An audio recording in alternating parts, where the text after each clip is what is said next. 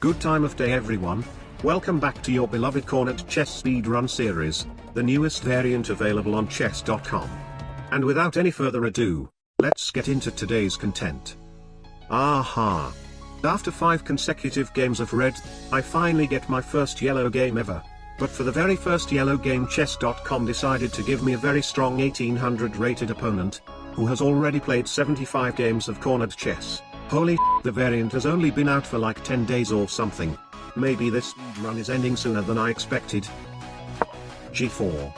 For those of you watching this variant for the first time, please feel free to check out my first cornered video to learn the rules, link in the description below.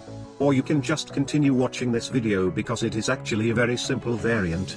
G6. Preventing his pawn from moving forward.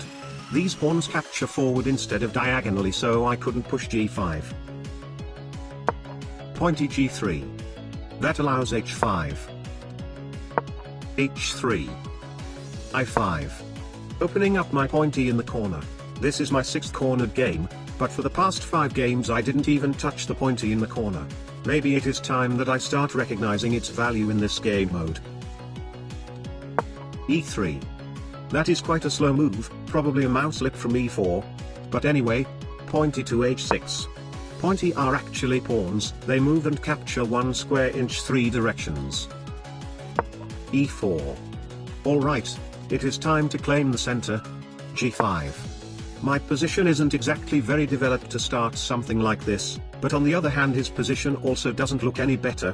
Playing aggressive can be the solution here. G takes G5. Pointy takes G5. Chinese knight to F3. Okay, this is quite troublesome because the pointy cannot retreat. It is technically a pawn.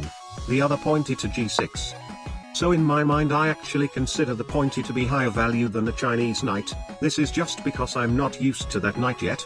But I know my opponent may not consider the same, so maybe there is nothing to worry about here. J4. Knight H6. I3. E6. Knight J3. Okay, I cannot defend that pawn, should have only played I6 instead of I5. I have to counter-attack on this side instead. Chinese knight to F6. E5. Take pointy F5. Ha! This is actually great. How is he going to stop my pointy duo then? Dragon back to F3. While making this video I happened to know that the Chinese knights are called dragons, so I will use this term from now to keep it short.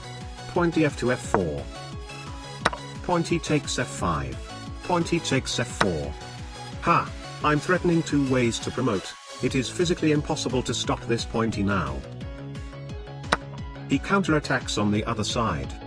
Pointy to G3, I'll make it into the new piece.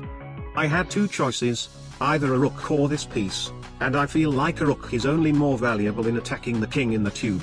And since my opponent still have a lot of pieces, this new piece is a lot stronger in cleaning up my opponent's board. Dragon G5. That blunders a bishop. This piece moves like a king plus a knight. Very strong. It is pretty much impossible to defend yourself from this piece in such a small board like this. Dragon H7. Aha! He is suggesting a trade. But you know what? I actually have a fun idea. Fake king to G7 instead. Ha! Attacking his dragon, while actually also preventing it from taking my own dragon. Now only my dragon can take his dragon, the other way around doesn't work. He moved to the very corner. That looks sad. New piece takes I3. Pointy I2. I'll take it. It is impossible to attack this thing while undefended, only a bishop can do that, but his bishop is already long dead. F4. Pointy takes J4. I'm surprised this guy hasn't resigned yet. Knight takes J7. Knight takes J7. F5 take king E2 thing F4 king F2 take king F3 H4 move take. King D3. Aha. I think this guy wants a stalemate, but as the rules have written, the stalemated player loses. Therefore let us see if it is the truth. Rook takes D3. You won. By stalemate. Corner chess speedrun today. 100% win rate.